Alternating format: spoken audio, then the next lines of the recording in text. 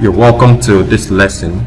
In this video, we'll consider an element of plane in the horizontal plane.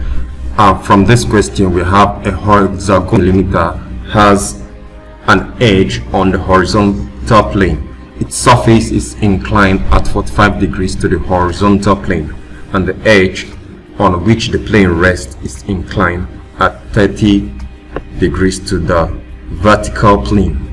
Draw this. We could understand that this is parallel to the vertical plane. So we start the drawing of this of the top view. So we'll have the top view of the hexagonal shape. Thus we're going to draw our hexagon now in the top view. So we'll draw it. The side, the length of the side is 30 millimeter. So this is the construction of the hexagon. So after getting it, we'll now draw our horizontal plane, the XY plane. So at this point, we'll draw the plane, XY plane.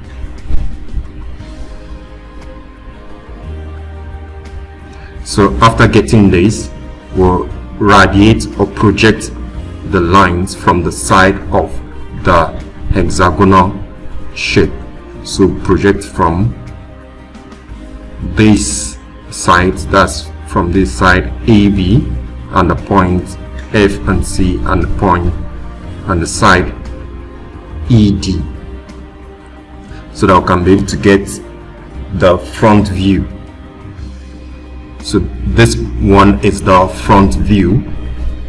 I'll be able to get the point A dash, B dash, C dash, F dash, E dash, and D dash. So to get the angle inclined at 45 degrees to the horizontal plane, we'll draw this. Then we'll get the distance of the side from the top view. We'll have it this way. That's the distance A dash, B dash to E dash, D dash. Then the distance for C dash, F dash, we'll measure it and mark it here.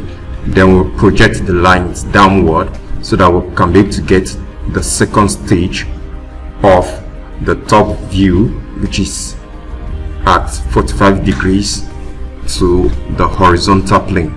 To get that view, we'll radiate or project the lines from the top view so that we can obtain the required view in this plane, 45 degrees to 45 degrees to the top view. So where the lines meet, where A dash and A meet, and B dash and B meet, we'll connect them to get the perspective, the view, the required view of the hexagon. So now we've obtained the top view. Now to get the 30 degrees to the vertical plane, we'll pick the side AB, which is at 30 degrees. Then we'll use the reference point of A to the various parts, starting with the side C, and also the reference of B, the point B to C.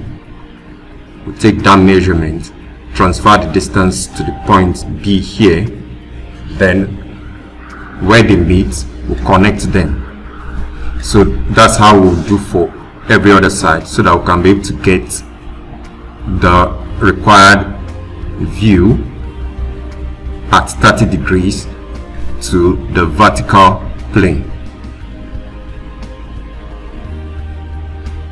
So we can now have the point A, B, C, D, E, F all at 30 degrees to the vertical plane.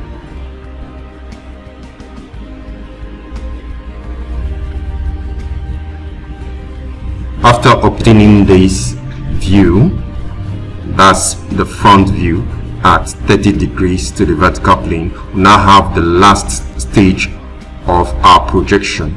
So we radiate the lines upward, that's vertically, so that we can be able to connect the front view